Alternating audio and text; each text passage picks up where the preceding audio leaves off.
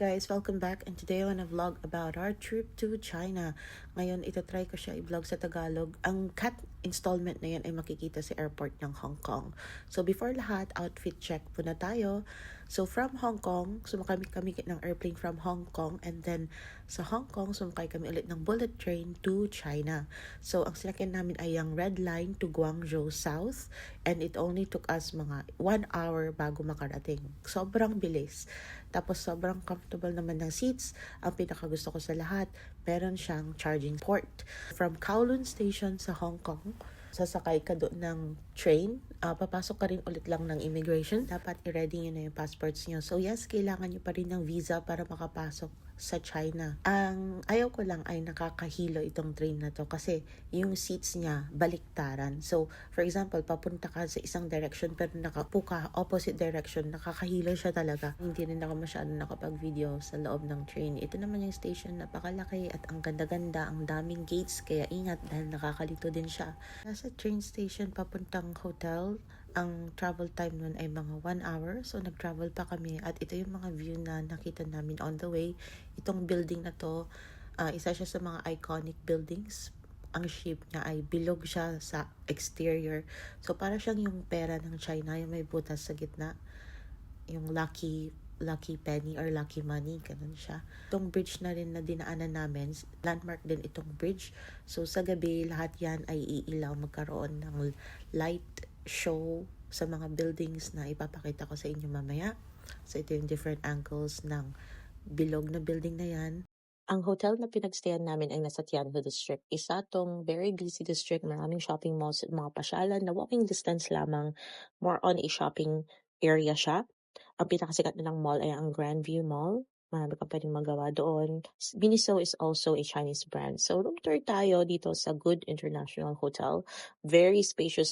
Almost lahat naman ng Chinese hotel ay very spacious. Kompleto tong hotel na to with slippers, toiletries, towels, hair dryer, weighing scale. They give free water every day. Meron din coffee and tea. May TV. May charging ports.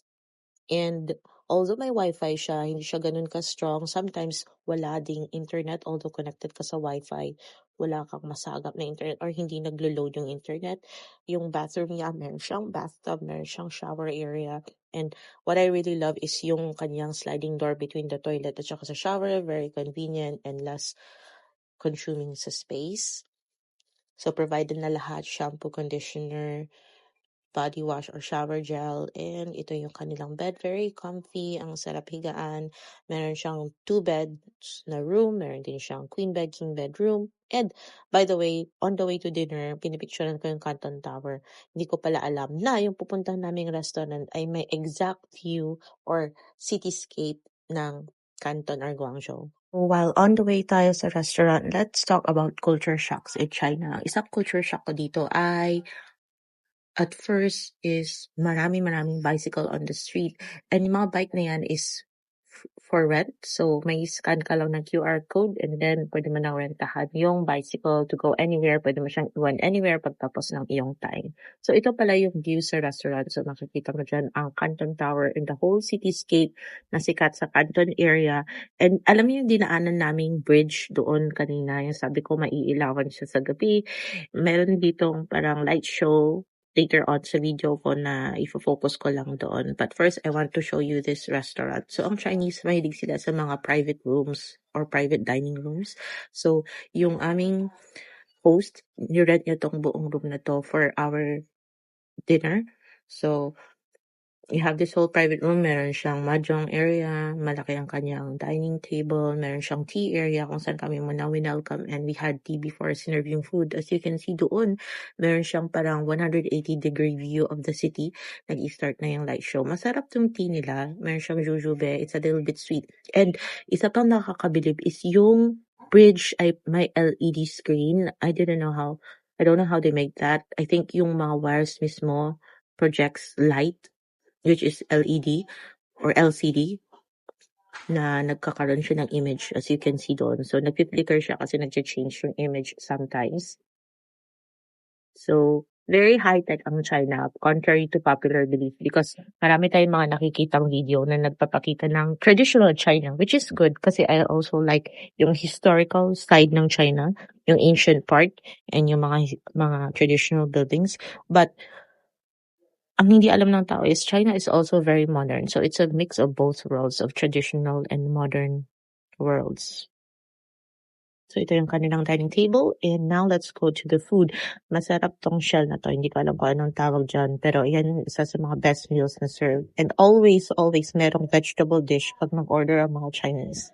And unlike sa ating mga Filipino na mahilig tayo na mag-ulam, ibig sabihin meron tayong kanin. Rarely sila nag-order ng kanin. Trivia pala, ang kanin ay sineserve last ng meal. So, pag kumain ka ng kanin, even after serve nila lahat ng mga masasarap na pagkain, fish pala yan, masarap din yan. Parang naging rude ka kasi hindi ka pa nabusog sa sarap ng sinerve nila. Pero dahil alam naman nila na ang mga Filipino or other Asian countries ay mahilig sa rice, pwede ka mag-request ng rice. Yan naman ay duck, masarap, yung parang roasted duck. And ito naman ay parang pet siya, leaves siya. Pero marami kasi wala sa atin. Ito naman ay pigeon, which is also a very common Chinese dish. Masarap yan, nakakain din yan sa Philippines. Pigeon, yes, yung mga inaalagaan. Pero syempre, yan inaalagaan para kainin. Saka itong Alaskan king crab. Masarap ang timpla niya, maraming bawang, medyo spicy pero very slight lang.